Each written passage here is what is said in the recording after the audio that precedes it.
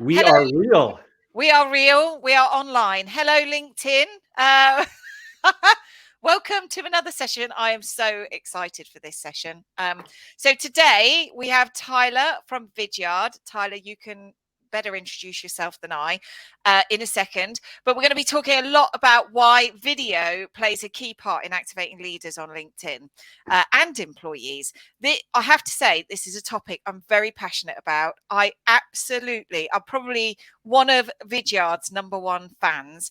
I met Tyler. Thank you. I know any swag would be great. No, I genuinely do. I mean, I can't tell you how many Vidyards I record a week. I first met Tyler a few years ago in Boston, where we went to HubSpot Inbound Conference, and I was absolutely blown away. And then we met again, didn't we, Tyler, a few years ago in London at the Right. HubSpot Hug event. And I am so excited that you're on here today talking about video, employees, leaders. Anyway, do you want to do a bit of an intro? Who you are, what you do, where you are, Tyler? That's a good start. Well, thank you so much. First and foremost, I am Sarah Goodall's biggest fan. Ah! But beyond that, VP marketing here at Vidyard. I have been with Vidyard for just over 8 years, which is a lifetime in the world of SaaS. We are a video technology company. We offer video hosting, management, and analytics for marketing teams. And then we have tools that make it easy for anybody, particularly folks in sales and business leaders, to record and send custom video messages. Hit record a video, send it off via email, and communicate in a richer way. So during that time, I have had the very unique opportunity to see a lot with respect to what's going on in the use of video and the kind of democratization of video, if you will, in business. So that really gets me fired up these days, and excited to talk about it, Sarah. So whereabouts are you based then, Tyler, for folks in the universe that are watching? Well, for those who haven't picked up on it yet, I am coming at you with a Canadian accent, eh? I'm coming from just outside of Toronto here in Ontario, Canada, where it is snowing again today. But who knows? Tomorrow it might be 75 degrees and sunny. We'll see. It's crazy, isn't it? What is going on with this weather? So, right. And for anyone who's watching, it always takes a little while for our LinkedIn lives to warm up and get people on the comments. But please use this opportunity to ask questions for Tyler. This video is a game changer in business. And hey, Sandy. So people are starting to talk to us now. So it is an absolute game changer. There's so many things I want to ask you, Tyler. Estefano's given me a load of questions, but I'm certain that I'm not going to stay on those questions. I'm probably going to ask a lot of other ones. So maybe you can start by you've been at Vidyard for 8 years. Yeah. How have you seen businesses change the way they use video over that time?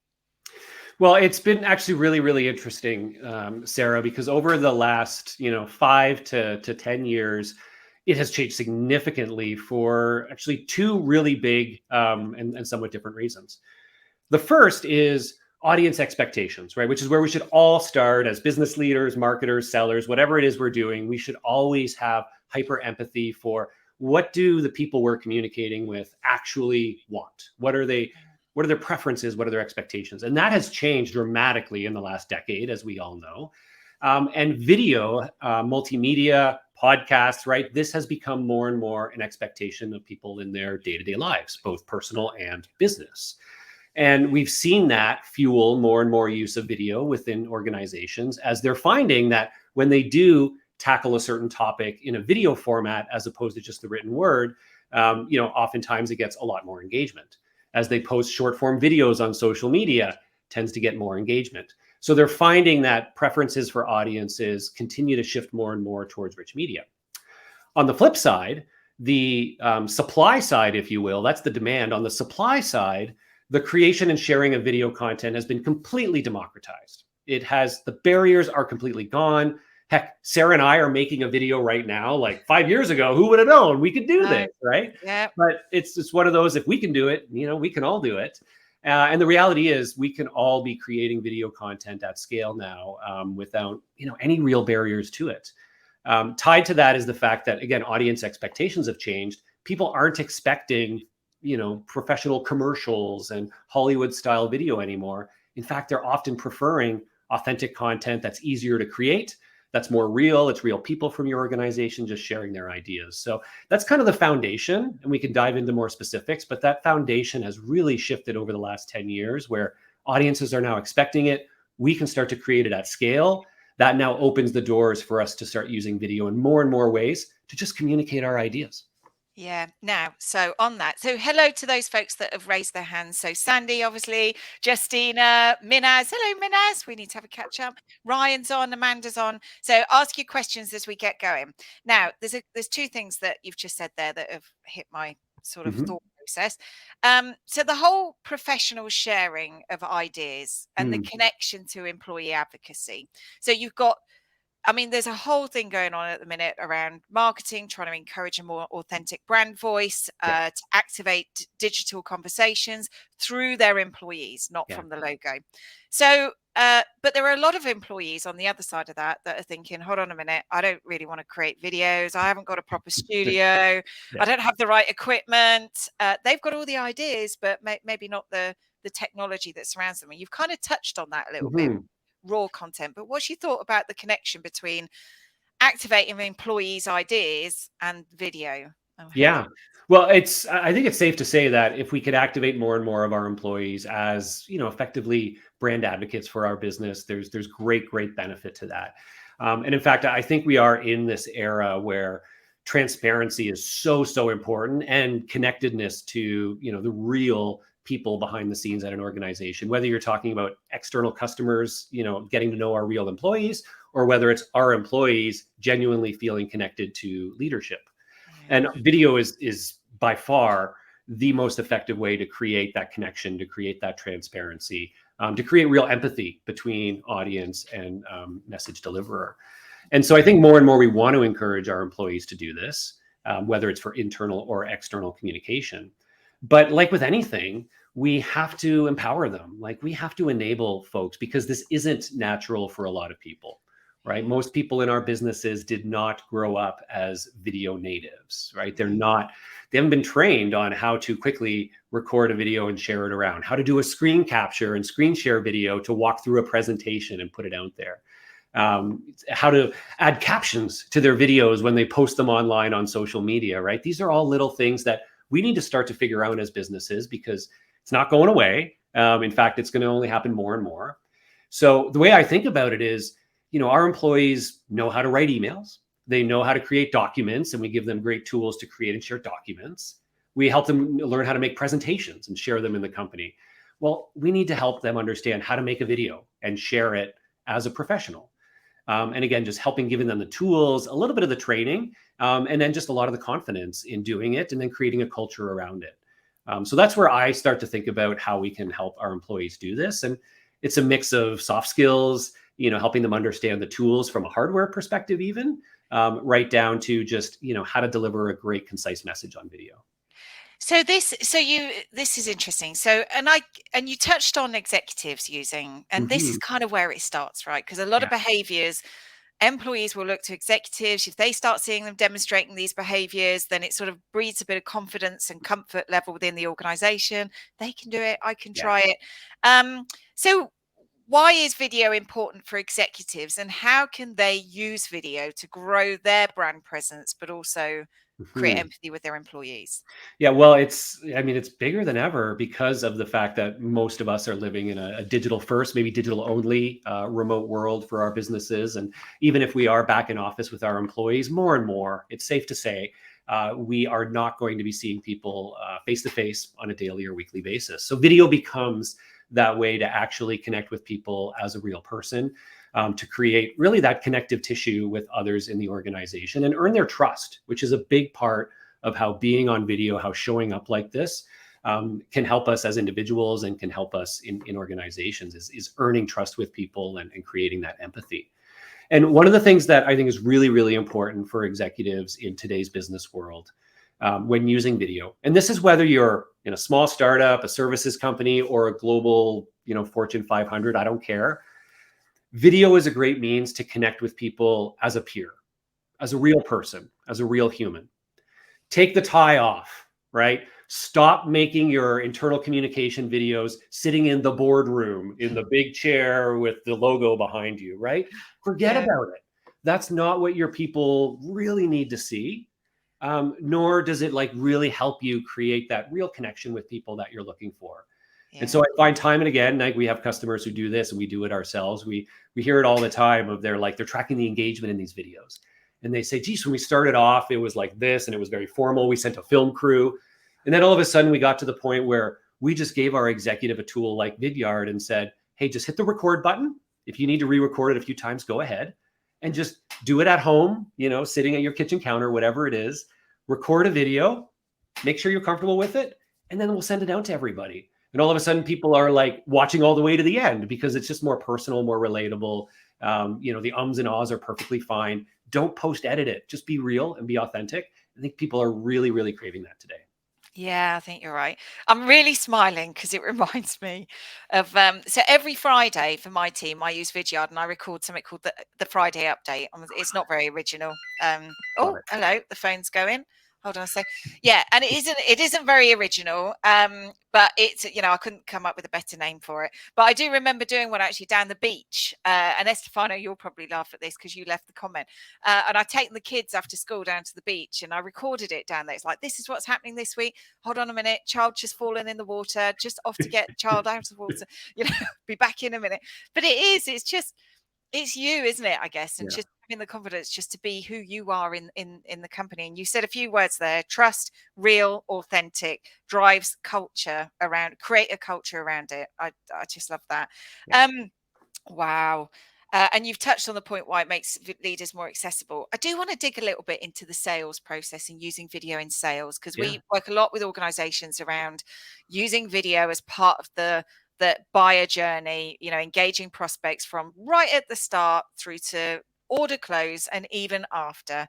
Can you talk a little bit about that then, Tyler, how that works? Yeah, well, it's sort of piggybacking on where we started the conversation of this expanding role of video now that people are expecting it more and it's easier for us to create, is that, video really is, the way I want all of us to be thinking about it is video is just a slightly new, bolder, more visual, more engaging way to deliver our important messages, right? Don't think about it as a totally separate thing, like, oh, video is this separate thing. It's not. It is a new way to deliver our messages.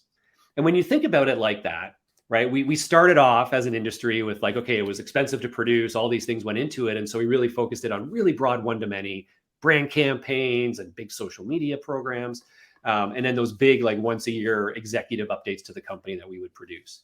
But now more and more, because the tools are accessible where anybody sitting at their desktop can use a free software app to hit record their webcam, send it off as a video message, we're finding right down through to sales that people are using short videos as a way to deliver their important messages. And if you think about in the world of sales, there's a bunch of different use cases that we're seeing that are really starting to unleash this power with reps. One is right at the beginning for those who do outbound prospecting, right? So if you are reaching out to potential leads, trying to create a conversation, most reps traditionally are sending the same old emails, leaving voicemails, and connecting on social media.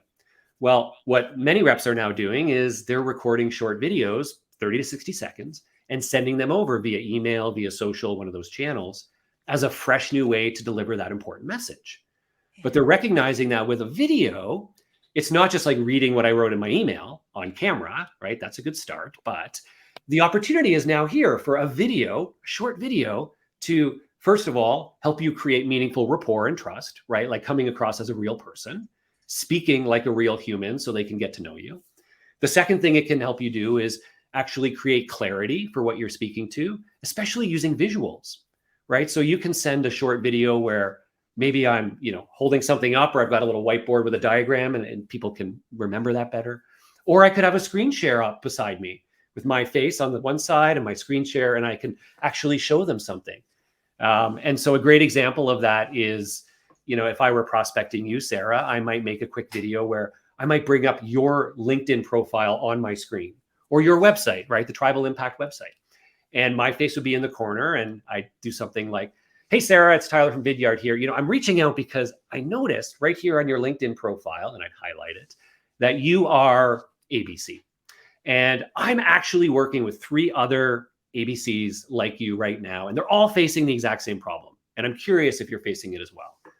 And that issue is diminishing response rates on their outbound emails. If that's a problem you're suffering from, I'd love to share with you a little bit about how I'm helping those other three. Two of them are really knocking it out of the park. One's doing okay. But I'd be happy to share a couple tips of what I've seen work. Let me know, right? And so something like that, where now I can deliver my message more in a more engaging way. I use your LinkedIn profile on the screen to visually connect with you and make something of interest. And that's really working. But it then, of course, moves right through into, hey, what's my next big message I need to deliver? Well, maybe it's after a meeting and I want to send a recap. Hit the record button, record a 2 to 3 minute video recapping the high points, maybe bringing up some bullets on a slide beside you and using that as a way to recap the meeting. A quick explanation of a product feature or a service, a little show and tell. All these things are little micro moments where we can make short videos to explain our idea and send it over to our prospect in a way that's a lot more meaningful and engaging.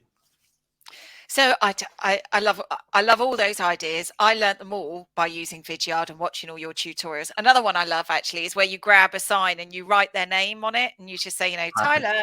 So immediately recognizable. It's like, this video message is for you. Another one that we do as well is we always, and everybody comments on it, we always embed videos into our proposal documents. So we don't just let people read them. We actually do a summary and a screen share and walk them through it. And, these are just human ways of, creating digestible content, isn't it?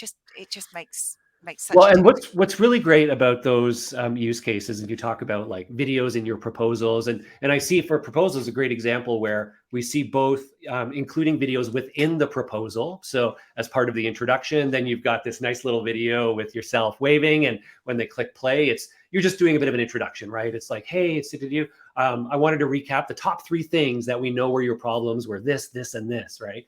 And like, just again, for really explaining it. The other is actually a short video to walk through the proposal. And so you bring the proposal up on the screen and you just touch on the high points and basically tell your story again. And what's really powerful about these use cases is when there are cases where there might be somebody else in the business who hasn't been tightly engaged in the process, right? Other decision makers who need to be educated, who you need to try to connect with, but you haven't had a chance to really get them on the live call or meet with them in person. So when you send over that proposal with the video, the great thing is, especially when that gets forwarded to the CFO for review or to another VP who's part of the decision-making team, and they may have never met you, right? They don't know who you are. They don't have any trust in you. But all of a sudden they click play on that video, they know you, right? Like immediately they're like, they see you, they hear you. It's like, oh, okay, I get this person, right? And that creates empathy. It creates this connection that every little bit increases your chances of closing that deal. And it's just a great way to do it. I love it.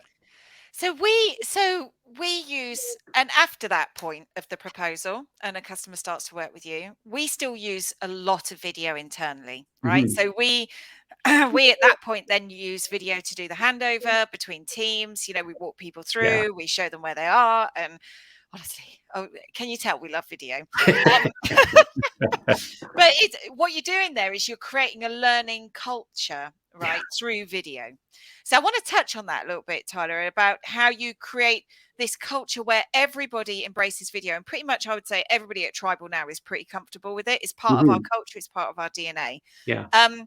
But how do you start doing that? Because then that creates a learning culture where people learn from each other. And then, they don't write the explainer email out. They just think, you know what, I'm just going to record a quick screen share. We'll shove that in the L&D hub and, everybody can learn. So can you talk a bit about that? Yeah, it's so wonderful. I think you're absolutely right that building that culture I think it's really important right now, because again, in the years ahead, this is going to be more and more the way that we communicate ideas. And particularly with more and more remote employees, right? Like onboarding employees, it's no longer everybody comes into the office for 2 days of training, right? And then in the remote environment, the problem too is that you can't do 2 days of Zoom meetings because people will quit after the first day, right? Like you'll be like, I'm out of here. This is not what I signed up for. But if you can maybe that 2-hour Zoom meeting to really get people in live conversation, but then you're pointing them at the learning hub and you're saying, here are 10 different videos. You can watch at your own pace. You could dive into as many when you need to. Spread it out over 2 weeks. That's fine.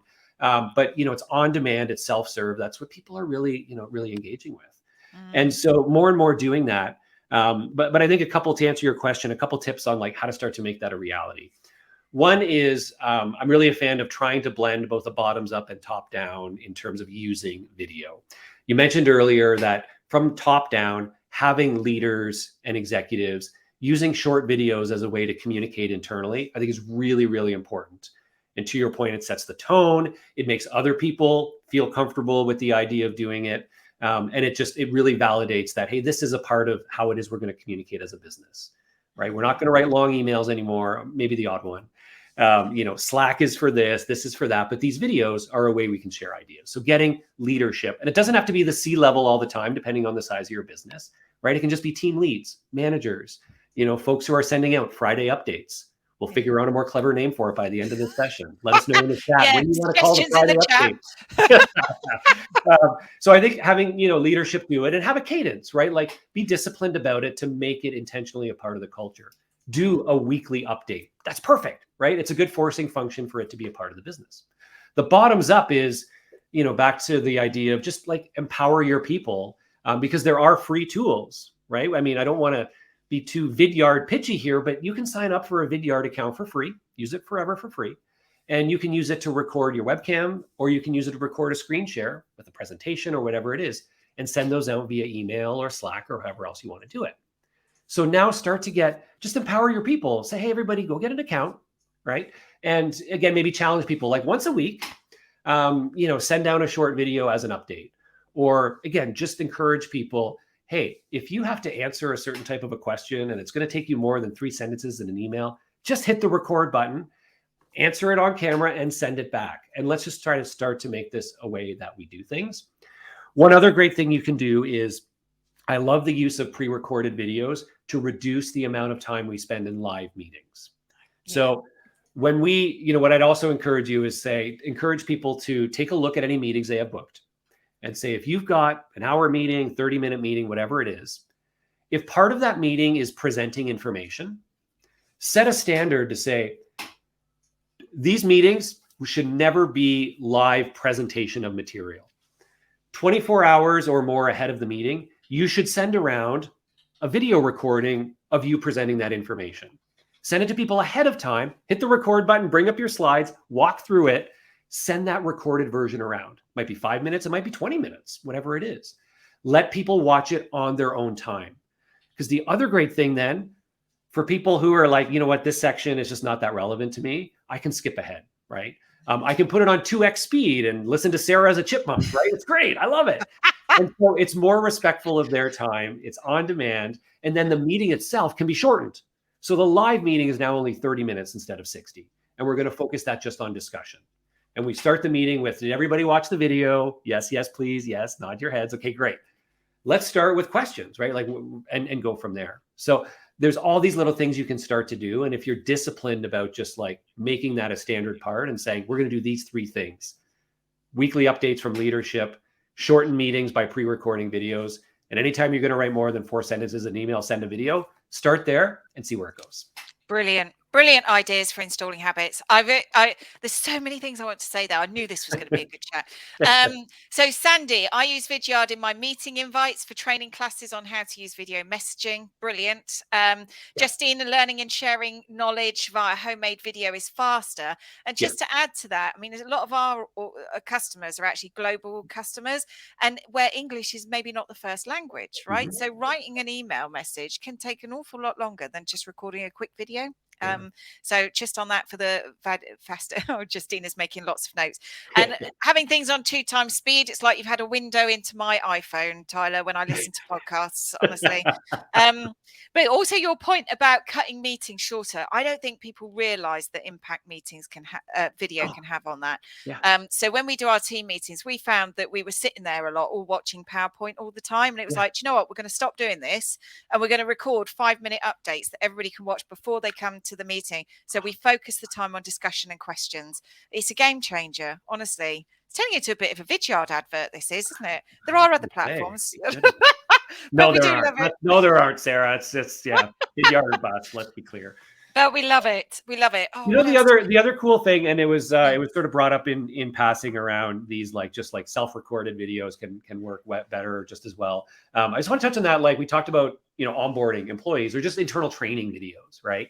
And this is something that I love because traditionally sometimes we would really overproduce internal training videos, or we would not do them because we felt like, oh, this is going to change 2 months from now, and I don't want to have to remake the video. So let's just not do video at all. Let's just like document it in a knowledge article. But the reality is, with like tools where we can just quickly record our screen and post the video, it's changing that, right? Like expenses. Like here's a simple example, right?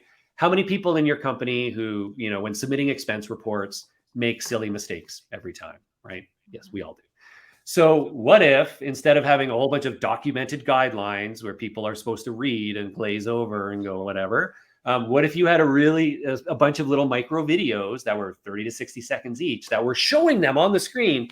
Here's how you itemize your hotel receipts, right? I'm gonna show you exactly here, right? Seeing is believing. Watch me. Click here, do that, done, right?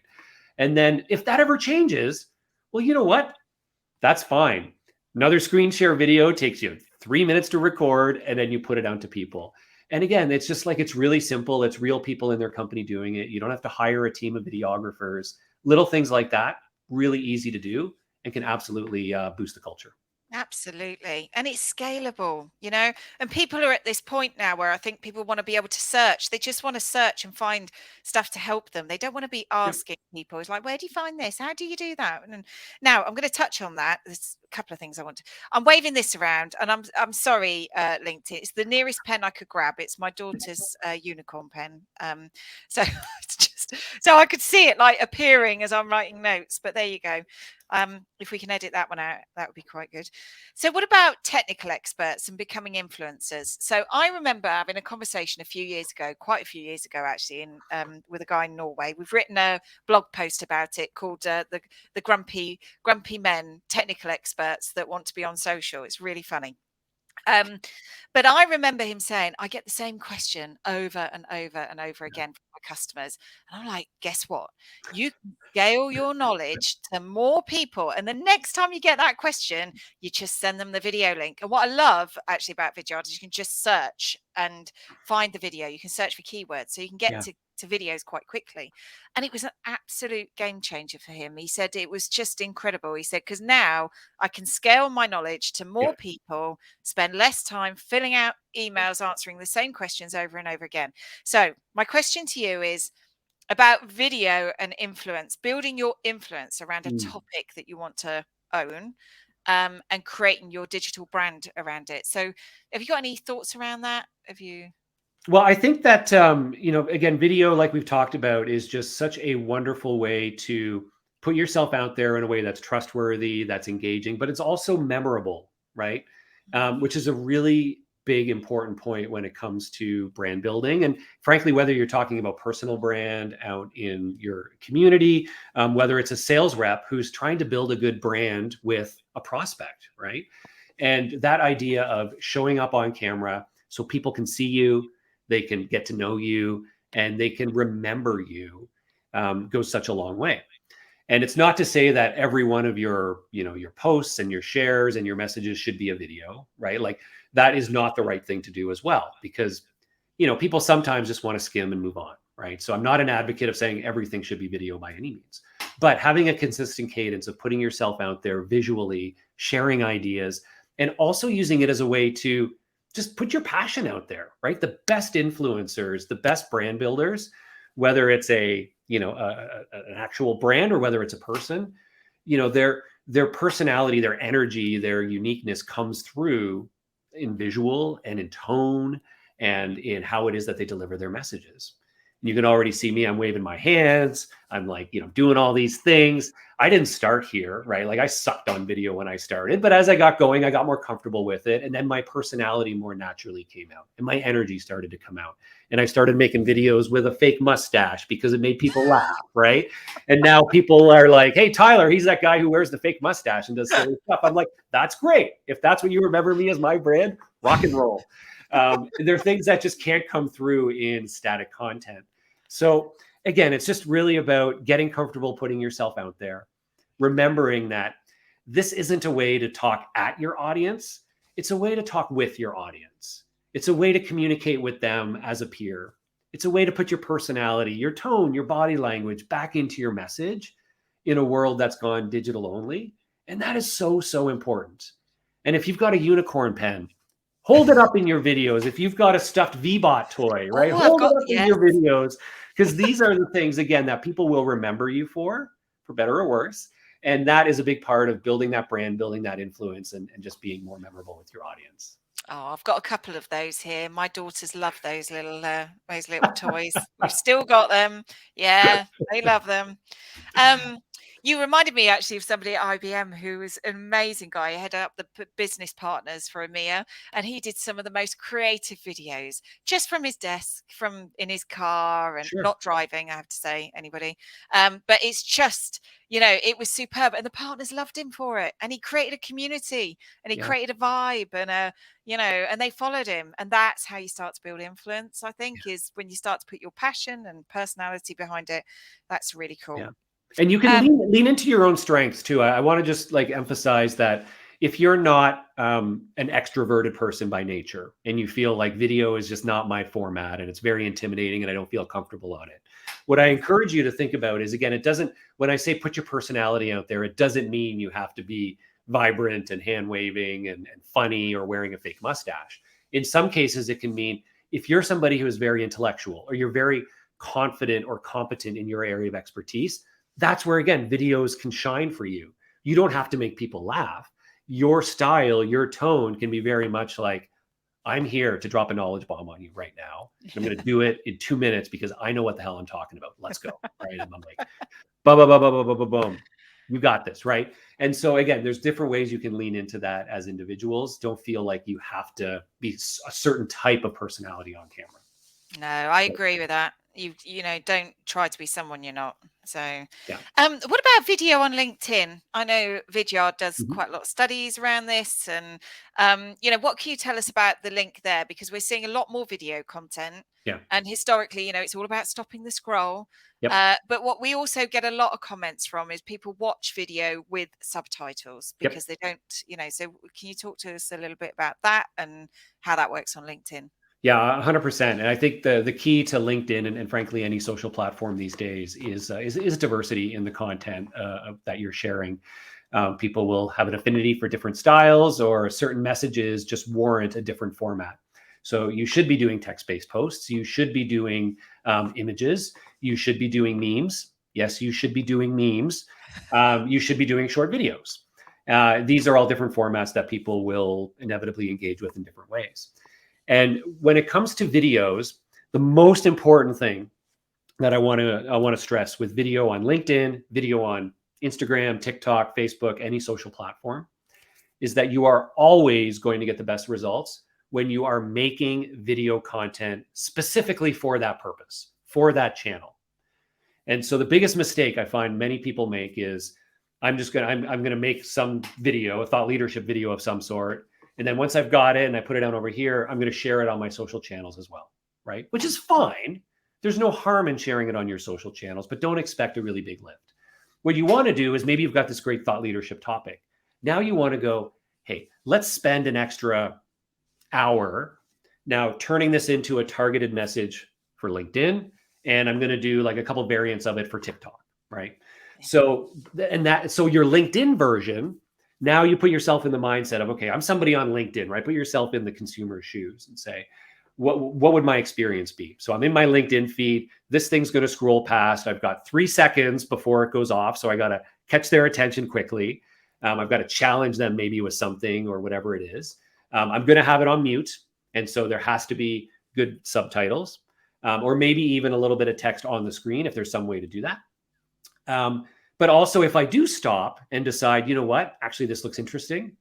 If it's more than typically 3 minutes, they're going to start watching, and then they're going to hover over the time and go, I don't have 5 minutes right now. You caught me in the middle of something, right? Because LinkedIn and most of our social feeds are push-based feeds, right? People aren't there searching for something. They're not there to sit down and learn for half an hour. So you got to respect that. And so the problem often with videos is that they're too long. They don't respect that. People don't think through, oh yeah, somebody's only going to watch this for 30 seconds or 60. So take that, topic that you wanted to share and figure out, how can I just condense it into a punchy, quick, interesting message using video? Try to keep it 1 to 2 minutes max. It doesn't have to be everything, right?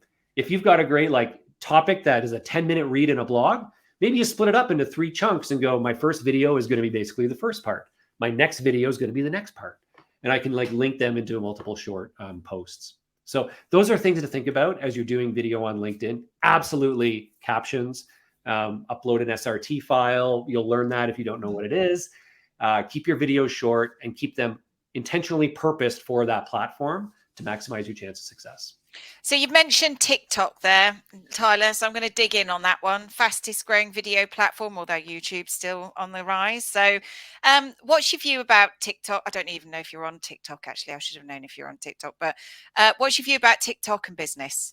I am stealthily on TikTok. I'm there as a passive observer in my own account. But Vidyard as a brand is absolutely on TikTok. And we also launched a media company extension to Vidyard called SalesFeed late last summer. It's been about 7 or 8 months now.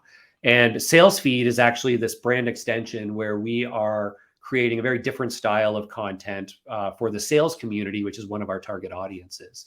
And our sales feed is where we're actually doing both entertainment and education. That's where I wear the mustache every once in a while.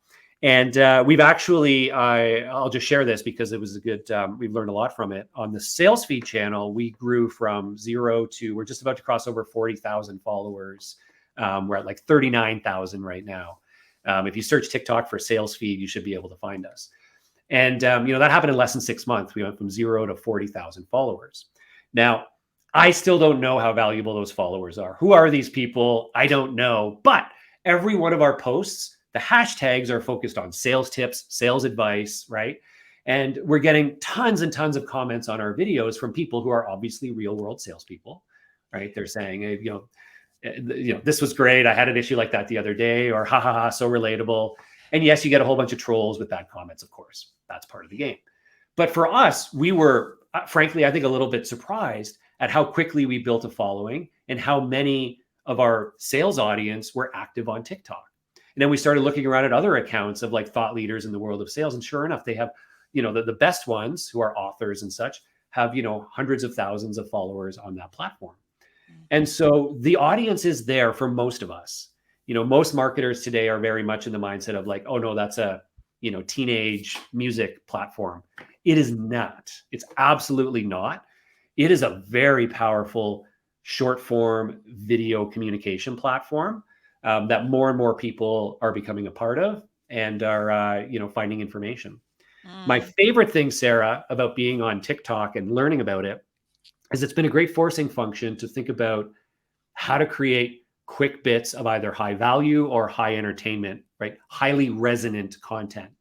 Because on TikTok, your goal isn't to get one video watched all the way to the end.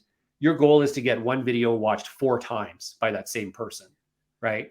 Okay. And you create, that's actually, that's your metric of success. This person should watch this video 4 times before they move on. That's a good video on TikTok. And so how do you make a 10-second, 30-second video that somebody would actually rewatch multiple times? It's a good forcing function to go can I do that? How well can I get inside the head of my audience and create something that resonates that well with them? It's a fun experiment. Well, that reminds me a little bit of Twitter, when you had 140 characters and it was a real skill to try and say what you needed to say in very few characters.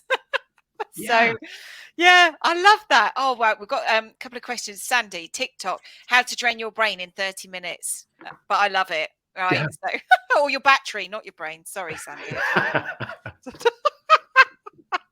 Oh, dear. Here's a question.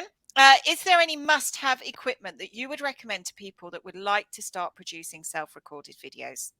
Yes, absolutely. So I'll tell you the type of equipment. I'm not going to necessarily suggest any specific brands and such, but first of all, when it comes to your video, lighting is actually more important than the camera that you have. Good lighting can make a crappy camera look good. Bad lighting can make an amazing camera look bad.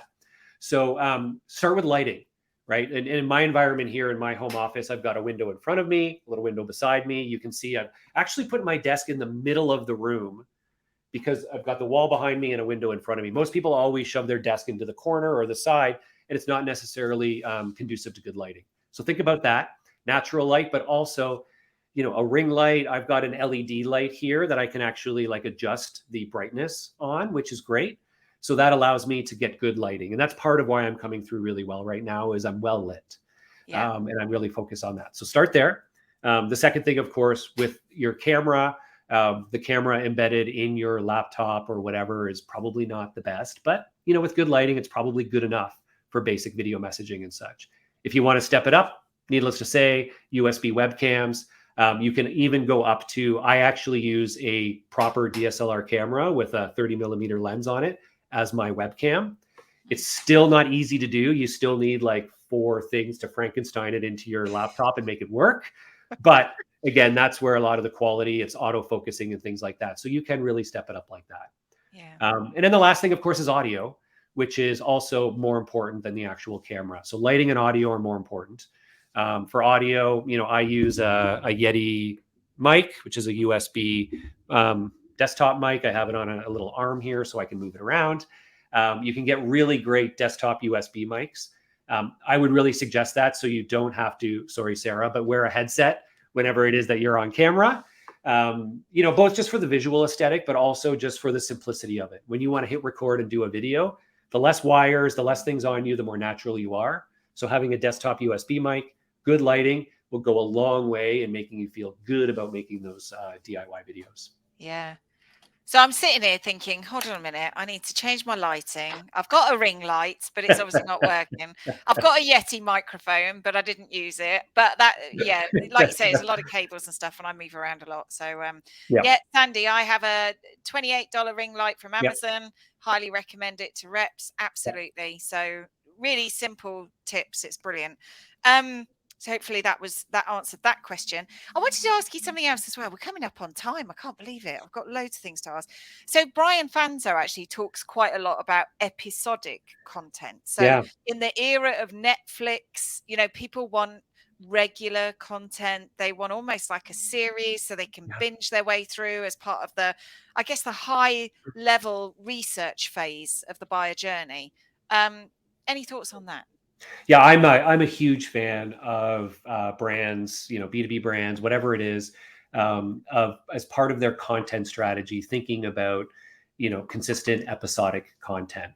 You know, there's one way to do that through audio and podcasts, right? Podcasts by nature tend to be episodic. It's something that you release on a consistent basis, weekly, bi-weekly, monthly, whatever it happens to be. But that creates an expectation from the audience, an anticipation from your audience of something coming, which is great. It also gives people a reason to subscribe, to follow, to sign up for your newsletter, whatever it happens to be, with that expectation of, oh, I'm going to be able to get, you know, the newest episode every week. So you can do that through podcasts and, of course, through video. Video-based series, I'm seeing a lot of companies do it now, and do it very successfully. And again, it creates that, it's almost a forcing function to create the consistency in that content creation. But it also can give you a really nice brand halo for the series itself, right? It gives you the ability, like here at Vidyard, we do a bunch of different episodic series in video format. We have a series called Sales Tech Talks. And Sales Tech Talks is a bi-weekly episodic series where we review, somebody on our team does an honest, unbiased review of a different piece of sales tech, sales software. And so, you know, he'll spend some of his time testing it out, trying it, recording himself, and then puts out an episode. And, you know, that is this bi-weekly thing now where, again, we have people when he doesn't, you know, when we're late posting, if we miss a week, we actually get people like, where's the latest tech talk? And so it's really great. And it creates this following all of its own. But what's really nice is we can now go out and promote it as this series, right? We're not like, hey, we're a Vidyard and like watch this video. It's like, check out Sales Tech Talks, your bi-weekly, you know, tech review for everything you need in sales, right? Doesn't that sound a lot more interesting? Like, you'd be like, yeah, that sounds great. Let's check this out. Rather than like, hey, we have this video on our blog and it's about this, and right. And so it can create this really nice way that you can promote it in different ways. You can create a great, YouTube channel around it, drive subscription to it, all those little things.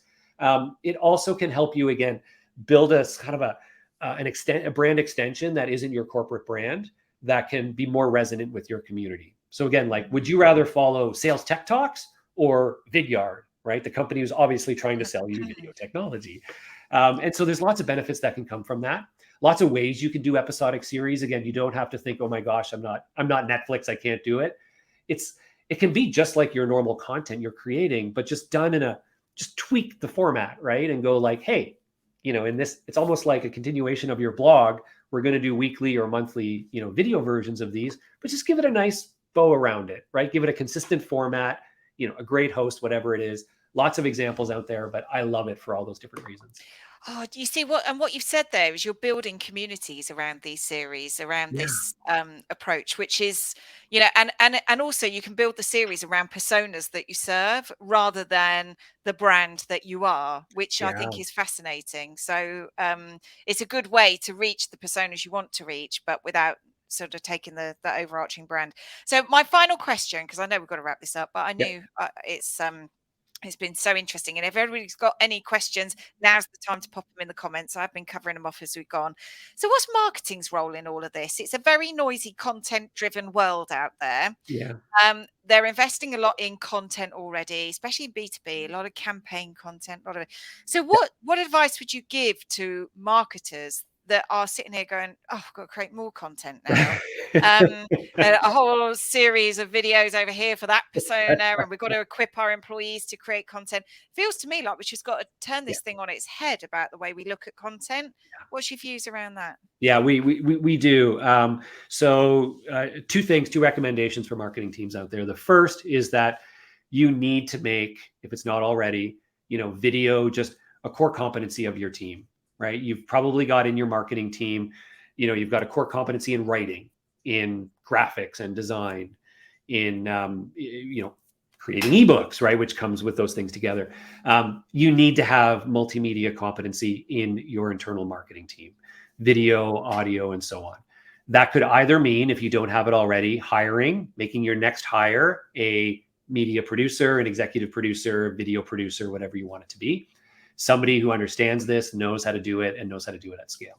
Or it could be upskilling somebody in your team today, folks who have an affinity for doing video and can really lean in on it. Often people with a social media background will be great in video. Often anybody between the ages of, anything under 24 are great with, video tools. Have them champion the cause internally. So number one, build your competency in video, and don't make it something where every time you want to make a video, you have to outsource it. You need to have some internal capability here for a lot of these DIY ideas. The second thing that I suggest, because to your point, people are like, oh my goodness, I'm already making all of this and now I got to add video.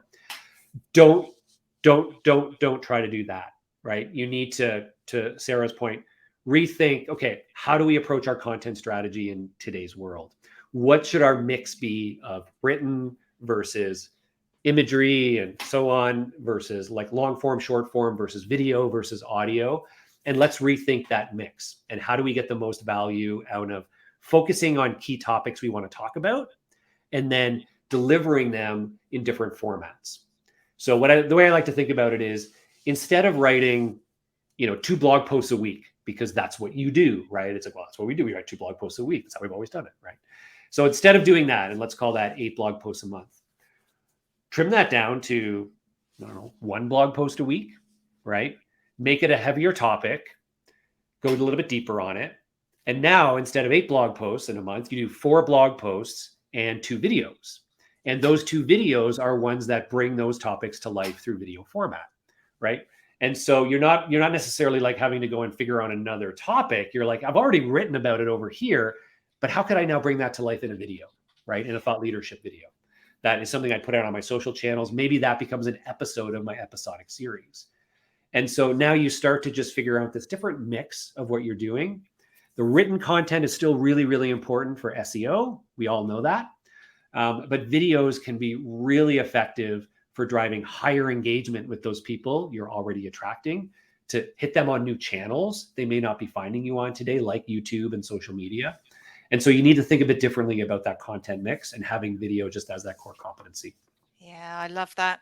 And one thing I would add to that is about engaging your employees to be part of that process. Yeah. So don't think it has to be leaders, executives, influencers within your company.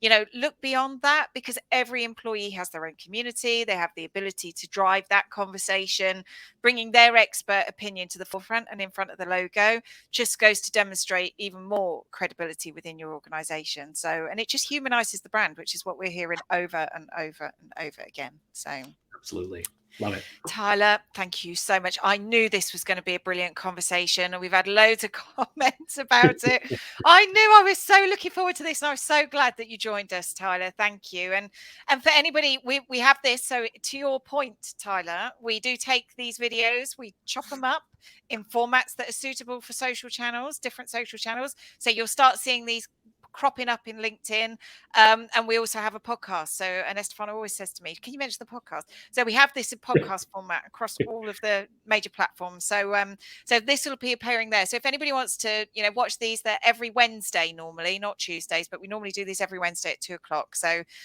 serial content as well. So Tyler, we tick all the boxes. You're an absolute star and a total expert on video, and I really appreciate you joining us today. So thank you so much. So thank you. I appreciate the opportunity, and feel free to follow me on LinkedIn. I share all sorts of fun and educational every once in a while things there. So I'm going to find you on TikTok now. I've downloaded it. So. Yeah, that's not pretty. With the moustache. Thank you everyone for taking part in the conversation today, all your comments and questions. That was wonderful. So, and we'll see you next time. Thanks, Tyler. Take care. Bye-bye.